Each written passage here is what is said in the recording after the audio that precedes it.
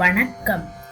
Tamil audio நாவல்ஸ்.com வழங்கும் அமரர் கல்கியின் சிவகாமியின் சபதம் பாகம் 1 பூகம்பம் 20ஆம் அத்தியாயம் அஜந்தாவின் ரகசியம். வாசிப்பவர் பர்வதவர்தினி. சற்று நாம் பின்னால் சென்று சிவகாமி மனச்சோர்வுடன் மான்குட்டியை அழைத்து கொண்டு தாமரை குளத்தை நோக்கி போன பிறகு ஆயனர் வீட்டில் என்ன நடந்தது என்பதை கொஞ்சம் கவனிக்க வேண்டும். தம் அருமை மகளை பற்றி புத்த பிக்ஷு சிறிது விரசமாக பேசியது ஆயனருக்கு பிடிக்கவில்லை. எனவே பிக்ஷுவிடம் அவர் பேசுவதை நிறுத்திவிட்டு பரஞ்சோதியை பார்த்து, தம்பி, உனக்கு என்னால் ஆக வேண்டிய உதவி ஏதாவது இருந்தால் சொல்லு என்றார். நாவுக்கரசர் மடத்தில் சேர்ந்து கல்வி பயிலும் நோக்கத்துடன் காஞ்சிக்கு வந்தேன் ஐயா. சிற்பக்கலை கற்றுக்கொள்ளும் விருப்பமும் இருக்கிறது. தங்களை கண்டு தங்கள் கட்டளைப்படி நடந்து கொள்ள வேண்டும் என்று மாமா எனக்கு சொல்லி அனுப்பினார். ஓலையில் எல்லாம் விவரமாக எழுதியிருந்தார் என்றான் பரஞ்சோதி. ஓலை என்னத்துக்கு தம்பி? என் அருமை சிநேகிதருக்காக நான் எதுவும் செய்ய கடமைப்பட்டிருக்கிறேன். நாவுக்கரசர் பெருமான் தற்சமயம் காஞ்சியில் இல்லை, ஸ்தல யாத்திரை சென்றிருக்கிறார். அதனால் என்ன, நானே நேரில் உன்னை அழைத்து போய் அந்த சிவநேசரின் மடத்தில் சேர்த்து விட்டு வருகிறேன். உன்னை சக்கரவர்த்தியிடமும் அழைத்து போக வேண்டும். வீரச் செயல் புரிந்து எங்களை காத்த உன்னை பார்த்தால் சக்கரவர்த்தி பெரிதும் சந்தோஷப்படுவார். அது மட்டும் வேண்டாம் ஆயனரே, இந்த இளைஞனிடம் உமக்கு அபிமானம் இருந்தால் என்று புத்த பிக்ஷு குறுக்கிட்டார். ஏன் அடிகளே என்று ஆயனர் வியப்புடன் கேட்டார். காஞ்சி சக்கரவர்த்தியின் காராகிரகத்திலிருந்து தப்பி வந்தவர்களுக்கு என்ன தண்டனை என்று உங்களுக்கு தெரியாதா? ஏன் தெரியாது? மரண தண்டனைதான். இந்த கேள்வி எதற்காக கேட்கிறீர்கள் என்றுதான் தெரியவில்லை. இவன் சக்கரவர்த்தியிடம் சென்றால் அந்த தண்டனைக்கு உள்ளாகும்படி நேரிடும். சிவசிவா, இதென்ன சொல்கிறீர்கள்? இவன் காராகிரகத்தில் இருந்தானா? எப்போது? எதற்காக? உங்களை இவன் தப்புவித்த அன்று இரவு நகரில் திக்கு திசை தெரியாமல் அலைந்து கொண்டிருந்தான். இவனை ஒற்றன் என்பதாக சந்தேகித்து நகர்காவலர்கள் சிறையில் அடைத்து விட்டார்கள். அடடா, அப்புறம்? அன்றிரவு இவன் சிறையிலிருந்து தப்பிவிட்டான். என்ன என்ன எப்படி தப்பினான்? கூரை வழியாக வெளியே வந்து விட்டான். ஆயனர் அதிசயத்துடன் பரஞ்சோதியை பார்த்த வண்ணம், ஆஹா, என் சிநேகிதருடைய மருமகன் லேசுப்பட்டவன் இல்லை போலிருக்கிறது. பெரிய கைக்காரனாய் இருக்கிறானே. அதனால் பாதகமில்லை அடிகளே. இவனை நானே சக்கரவர்த்தியிடம் அழைத்து சென்று இவனை மன்னிக்கும்படி கேட்டுக்கொள்கிறேன். இவன் எங்களை பெரும் விபத்திலிருந்து காப்பாற்றியவன் என்று அறிந்தால் சக்கரவர்த்தி கட்டாயம் மன்னிப்பார் என்றார். உங்களுக்காக மன்னித்து விடுவார், உண்மைதான். ஆனால் இவன் உடனே போர்க்களம் போகும்படி நேரிடும். பல்லவ ராஜ்யத்தில் எங்கே பார்த்தாலும் படை திரட்டுகிறார்கள் என்று தெரியுமோ இல்லையோ? இதை கேட்ட ஆயனர் மௌனமாக யோசிக்கலானார்.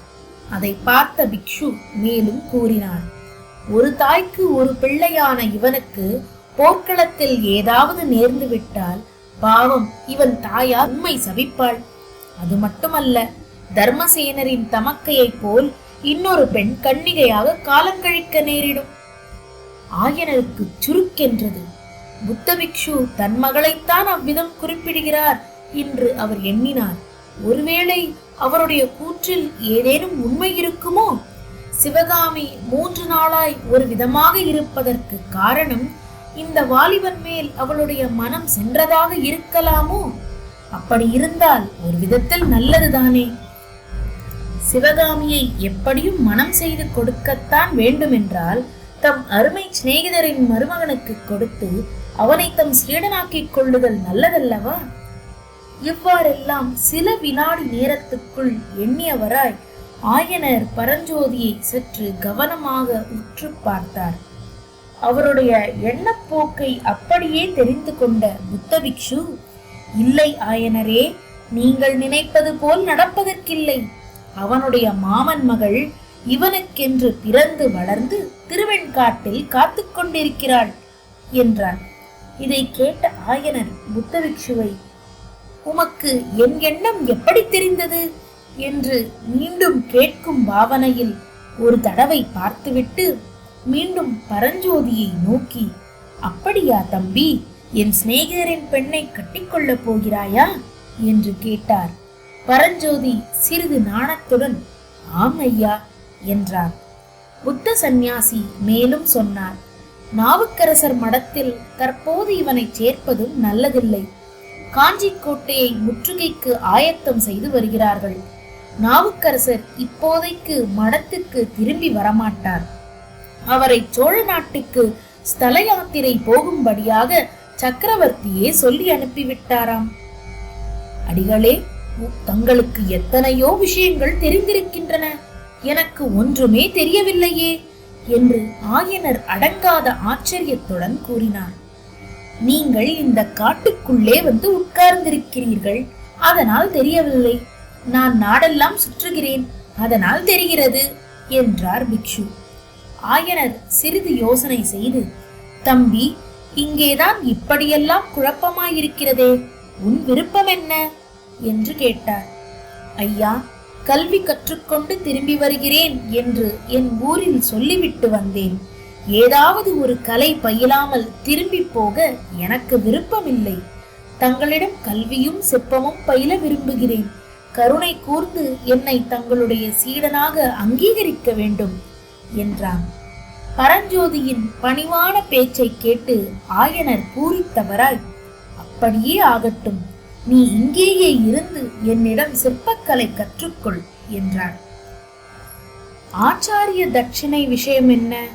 அதை முன்னாலேயே வாங்கிக் கொள்ள வேண்டும் ஆயனரே என்று பிக்ஷு கூறியதும் அவர் பரிகாசமாக சொல்வதாய் எண்ணி ஆயனர் நகைத்தார். நான் வேடிக்கை பேசவில்லை, உண்மையாகத்தான் சொல்லுகிறேன். பரஞ்சோதி உங்களுக்கு அளிக்க வேண்டிய குருதட்சிணை அஜந்தா சித்திர ரகசியம்தான் என்று பிக்ஷு கூறினாரோ இல்லையோ, ஆயனரின் முகத்தில் ஏற்பட்ட ஆவலையும் பரபரப்பையும் பார்க்க வேண்டுமே. அந்த க்ஷணத்தில் அவர் புதிய மனிதராக மாறிவிட்டதாக தோன்றியது. அடிகளே, முன்னமே அதை பற்றி கேட்டேன், தாங்கள் சொல்லவில்லை. ஆனால் இந்த பிள்ளைக்கும் அஜந்தா சித்திர ரகசியத்துக்கும் என்ன சம்பந்தம்? இவனால் என்ன செய்ய முடியும் என்று ஆயனர் கேட்டார். நாகார்ஜுன மலையில் உள்ள புத்த சங்கிராமத்துக்கு அந்த ரகசியம் வந்திருக்கிறது. அவ்விடத்துக்கு யாரையாவது அனுப்பி வாங்கி வரச் சொல்ல வேண்டும். உம்முடைய புதிய சீடனை போல் அந்த காரியத்துக்கு தகுதியான ஆளை காண முடியாது. நாகார்ஜுன மலையா? கிருஷ்ணா நதிக்கரையில் அல்லவா இருக்கிறது. வழியில் எவ்வளவோ அபாயங்கள் ஏற்படுமே. அபாயங்களை எல்லாம் கடந்து போய் வரக்கூடிய வீரனாகையால் தான் பரஞ்சோதியை சொன்னேன். இந்த பிள்ளை யானை மேல் வேலை எறிந்த விதத்தை நான் கண்ணால் பார்த்தீரேன். ஆனாலும் வெகு தூரம் இருக்கிறதே, இவனால் கால்நடையாக போய்விட்டு வர முடியுமா? முடியாது. நல்ல குதிரை ஒன்று இவனுக்கு வாங்கித் தர வேண்டும். குதிரை மட்டும் இருந்தால் 1 மாத காலத்தில் காரியத்தை சாதித்துக் கொண்டு திரும்பி விடலாம். ஆயனர் மிக்க ஆவலுடன் பரஞ்சோதியை பார்த்து, தம்பி, உன்னால் முடியுமா? போய் வருகிறாயா என்று கேட்டார். பரஞ்சோதி பறக்க விழித்த வண்ணமாய், ஆகட்டும் ஐயா, தங்கள் கட்டளை எதுவானாலும் நிறைவேற்ற காத்திருக்கிறேன். ஆனால் எங்கே போக வேண்டும், எதற்காக என்பது ஒன்றும் எனக்கு தெரியவில்லையே என்றான். உண்மைதான், இவனுக்கு விவரம் தெரியாதல்லவா? தாங்களே சொல்லுங்கள் சுவாமி. இவ்விதம் ஆயனர் கூற சந்நியாசி பரஞ்சோதியை பார்த்து சொன்னார். கேள் அப்பனே, வடக்கே வெகு தூரத்தில் கோதாவரி நதிக்கும் அப்பால் அஜந்தா என்ற மலை இருக்கிறது. வெகு காலத்துக்கு முன்னால் அந்த மலையை குடைந்து புத்த சைத்தியங்களை அமைத்திருக்கிறார்கள். அந்த சைத்தியங்களில் புத்த பகவானுடைய வாழ்க்கையையும் அவருடைய பூர்வ அவதாரங்களின் மகிமையையும் விளக்கும் அற்புதமான சித்திரங்கள் வரையப்பட்டிருக்கின்றன. 500 வருஷத்துக்கு முன்னால் வரைந்த அந்த ஓவியங்கள் இன்றைக்கும் வர்ணம் அழியாமல் புதிதாய் எழுதினதைப் போலவே இருக்கின்றன. அந்த அற்புத சித்திரங்களை எழுதிய சித்திரக்கலை மேதாவிகளின் சந்ததிகள் இன்னமும் அங்கே இருக்கிறார்கள். அவர்கள் அஜந்தா குகையில் பழைய சித்திரங்களுக்கு பக்கத்தில் புதிய சித்திரங்களை வரைந்து வருகிறார்கள். 1000 வருஷம் ஆனாலும் அழியாமல் இருக்கக்கூடிய வர்ணச் சேர்க்கையின் ரகசியம் அவர்களுக்கு தெரியும். அந்த ரகசியத்தை அறிந்து தமக்கு சொல்ல வேண்டும் என்று ஆயனர் என்னை வெகு நாளாக கேட்டுக்கொண்டிருக்கிறார். நானும் முயற்சி செய்து வந்தேன். அந்த ரகசிய முறையை அறிந்த அஜந்தா சித்திரக்காரர் ஒருவரை எனக்கு தெரியும். நாகார்ஜுன மலையிலுள்ள புத்த சங்கிராமத்தில் இப்போது அவர் இருப்பதாக தகவல் கிடைத்திருக்கிறது. நீ போனாயானால் அந்த ரகசியத்தை அவரிடம் அறிந்து கொண்டு வரலாம். பிக்ஷு இவ்விதம் சொல்லி நிறுத்தியதும் ஆயனர், தம்பி, நீ போய் வருகிறாயா? போய் அந்த ரகசியத்தை கொண்டு வந்தாயானால் என் வாழ்க்கை மனோரதங்களில் ஒன்றை நிறைவேற்றியவனாவாய். ஆனால் உன்னை நான் வற்புறுத்தவில்லை என்றார். பிக்ஷுவும் ஆயனரும் பேசி வந்த போது பரஞ்சோதியின் உள்ளத்தில் விதவிதமான கிளர்ச்சிகள் உண்டாகி மறைந்து வந்தன. அவை பெரும்பாலும் குதூகல கிளர்ச்சிகளாகத்தான் இருந்திருக்கும் என்று நாம் சொல்ல வேண்டியதில்லை. நல்ல ஜாதி குதிரை மேல் ஏறி நெடுந்தூரம் பிரயாணம் செய்வது என்ற எண்ணமே அவனுக்கு உற்சாகத்தை உண்டாக்கிற்று. அதோடு இவ்வளவு முக்கியமான ஒரு காரியத்துக்காக ஆயன மகா சிற்பியினால் ஏவப்பட்டு யாத்திரை போகிறதென்பது அவனுக்கு மிக்க பெருமை உணர்ச்சியையும் அளித்தது. எழுத்தாணியால் ஏட்டில் எழுதி கொண்டு உட்கார்ந்திருப்பதை காட்டிலும் இம்மாதிரி காரியம்தான் அவனுடைய இயல்புக்கு ஒத்தது என்பதை நாம் அறிவோம் அல்லவா? ஐயா, தங்களுடைய விருப்பம் எதுவோ அதன்படி நடந்து கொள்ளுமாறு என் மாமா சொல்லி இருக்கிறார். தாங்கள் போகச் சொல்லி கட்டளையிட்டால் அப்படியே போய் வருகிறேன் என்றான். அப்போது நாகநந்தி அடிகள், தாமதிக்க நேரமில்லை ஆயனரே. வாதாபி படைகள் காஞ்சிக்குள் வருவதற்குள் இவன் போய் வந்தால் நல்லது. குதிரைக்கு என்ன ஏற்பாடு என்று கேட்டார். அது ஒன்றும் கஷ்டமில்லை. சக்கரவர்த்தியிடம் விண்ணப்பித்து குதிரை வாங்குகிறேன். அஜந்தா வர்ணச் சேர்க்கை ரகசியத்தை அறிந்து கொள்வதில் எனக்கு எவ்வளவு ஆசையோ அவ்வளவு ஆசை மகேந்திர சக்கரவர்த்திக்கும் உண்டு. அப்படியானால் சக்கரவர்த்தியிடம் பிரயாண அனுமதி இலச்சினையும் வாங்கிவிடுங்கள். யுத்த சமயமானதால் பரஞ்சோதி போகும் வழியில் ஏதாவது இடையூறு ஏற்படலாம். உண்மைதான், இலச்சினையும் வாங்கிவிடுகிறேன். இதில் என்னை பற்றி பிரஸ்தாபிக்கவே வேண்டாம். பௌத்த சமயிகள் விஷயத்தில் சக்கரவர்த்தியின் மனோபாவம் தான் உங்களுக்கு தெரியுமே. புத்த பிக்ஷு இவ்விதம் சொல்லிக் கொண்டிருக்கும் போது தூரத்தில் பேரிகை முழக்கமும் சங்கநாதமும் கேட்டன.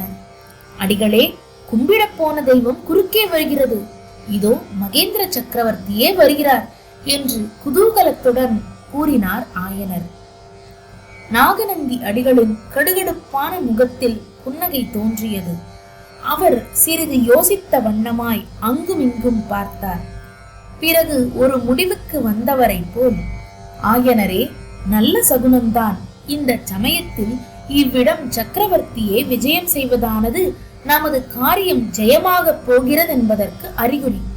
ஆனால் நானும் பரஞ்சோதியும் தான் இச்சமயம் பூஜை வேளையில் கரடிகளாக இருக்கிறோம். எங்களை சக்கரவர்த்தி பார்த்துவிட்டால் எல்லா காரியமும் கெட்டுவிடும். சக்கரவர்த்தி வந்துவிட்டு போகும் வரையில் நாங்கள் புத்த பகவானை சரணடைகிறோம். புத்த பகவானுடைய சிலையை எப்போதும் பெரிதாக செய்ய வேண்டும் என்று ஏற்படுத்திய மகா புருஷர் நாகார்ஜுன பிக்ஷுவின் தீர்க்க திருஷ்டியை என்னவென்று புகழ்வது என்றார். ஆயனர் தயங்கி ஒருவேளை தெரிந்துவிட்டால் என்று சொல்லிக் கொண்டிருக்கும் போது பிக்ஷு பரஞ்சோதியின் கையை பிடித்து அழைத்துச் சென்று புத்தர் சிலையின் பின்னால் மறைந்து கொண்டார். இதற்குள் குதிரைகளின் காலடி சத்தம் நெருங்கிவிடவே ஆயனருக்கு யோசிப்பதற்கே நேரமில்லாமல் போயிற்று. ஜாக்கிரதை அடிகளே என்று சொல்லிவிட்டு சக்கரவர்த்தியை வரவேற்பதற்காக விரைந்து வாசற்பக்கம் சென்றான். சக்கரவர்த்தியும் குமாரரும் விடைபெற்று சென்ற பிறகு வீட்டுக்குள் நுழைந்த சிவகாமிக்கு புத்தர் சிலைக்கு பின்னால் இருந்து நாகநந்தியும் பரஞ்சோதியும் கிளம்பியது மிக்க வியப்பை அளித்தது என்று சொன்னோம் அல்லவா? ஆனால் அதே காட்சியானது ஆயனருக்கு சிறிதும் வியப்பை அளித்திராது என்பதை மேலே கூறிய விவரங்களிலிருந்து வாசகர்கள் அறிந்து கொண்டிருப்பார்கள். எனினும் சிவகாமியை காட்டிலும் ஆயனரிடத்திலேதான் பரபரப்பு அதிகமாக காணப்பட்டது. அடிகளே, நல்ல வேளையாய் போயிற்று, எப்பேற்பட்ட அபாயத்திலிருந்து தப்பினோம் என்றார் ஆயனர். புத்த பகவானை சரணமாக அடைந்தவர்களுக்கு அபாயமே கிடையாது. இருக்கட்டும், அஸ்வமேத யாகத்தில் குதிரையை மறந்து போன கதையாக நீரும் சக்கரவர்த்தியிடம் குதிரை கேட்க மறந்து விட்டீரல்லவா என்றார் புத்த பிக்ஷு. மறக்கவில்லை அடிகளே, இந்த இடத்துக்கு வந்ததும் சக்கரவர்த்தி கூறிய வார்த்தை என்னை கதிகலங்க செய்துவிட்டது.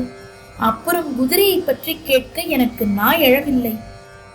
ஆமாம், சக்கரவர்த்தி ராஜாங்க துரோகத்துக்காக உம்மை தண்டிக்க போவதாக சொன்ன போது என்னை கூட ஒரு கண நேரம் தூக்கி வாரி போட்டுவிட்டது. பிக்ஷுவும் பரஞ்சோதியும் புத்தர் சிலைக்கு பின்னால் இருந்து வெளியே வந்தவுடன் 3 பேரும் ஏற்கனவே உட்கார்ந்து பேசிக் கொண்டிருந்த இடத்துக்கு வந்து அமர்ந்தார்கள். அப்போது சிவகாமியும் அந்த இடத்துக்கு வந்து சேரவே புத்த பிக்ஷு அவளை ஏறிட்டு பார்த்துவிட்டு, சிவகாமியிடம் நீங்கள் எல்லா விவரங்களையும் சொல்ல வேண்டும். எங்களை ஏதோ பேயோ பிசாசோ என்று அவள் சந்தேகிக்கிறாள் போலிருக்கிறது என்றார். இத்துடன் 20ஆம் அத்தியாயம் நிறைவடைந்தது. நன்றி நேயர்களே, மீண்டும் அடுத்த அத்தியாயத்தில் சந்திப்போம். வணக்கம்.